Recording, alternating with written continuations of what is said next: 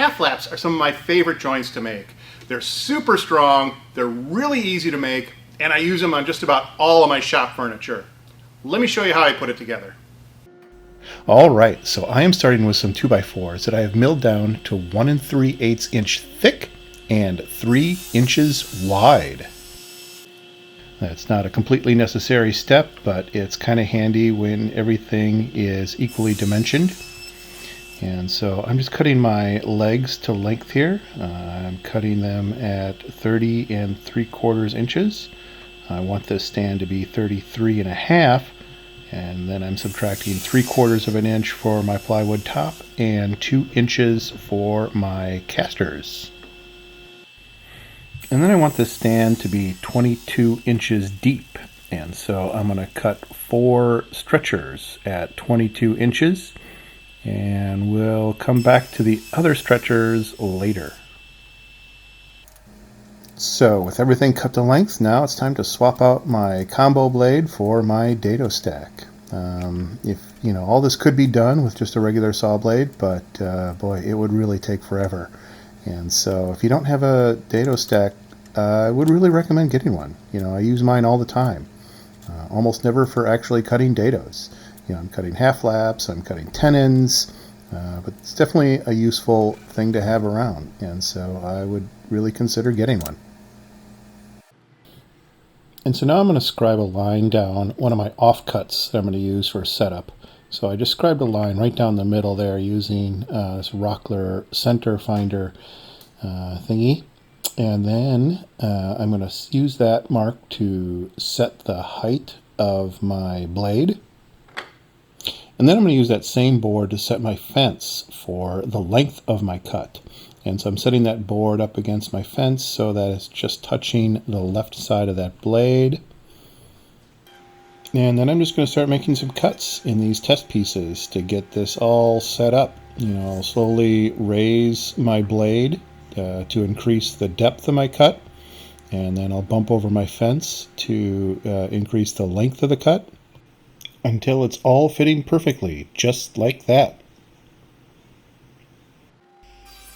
And now I'll start cutting my half flaps into my pieces. I'll cut both sides of my stretchers, and I'll cut just the tops of my legs. And so now I want to lay out where my bottom stretchers are going to go. And so I'm just laying this board right across there and marking it off with a pencil. And then I'll transfer those lines over to the edge. Then I'll set my fence so that I'm cutting just on the inside of that line that is closest to my fence. And then I will go ahead and make that cut, and I will do that exact same cut on the remaining 4 legs. And then I'm going to set my fence so I'm not quite hitting that second line. I want to intentionally leave this cut just a little bit short, and then I'm going to go ahead and just start hogging out all the material in between those lines. And then I'll start doing a series of cuts and test fits, just bumping that fence over a little bit each time, just kind of nudging it over, and then make another cut until we get it absolutely perfect. Just like that.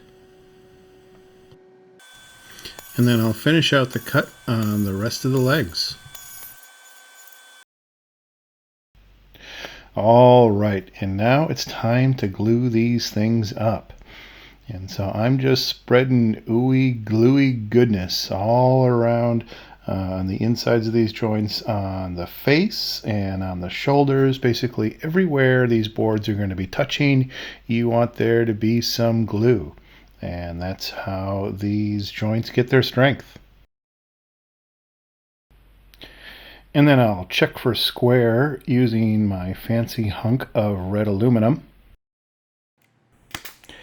And then I personally like to put in some brad nails into each joint to hold everything in place. This isn't going to do anything for the strength of the joint, but it's just going to keep things nice and lined up and square while I put this thing in clamps and then pull it off of my table so that I can work on the next piece.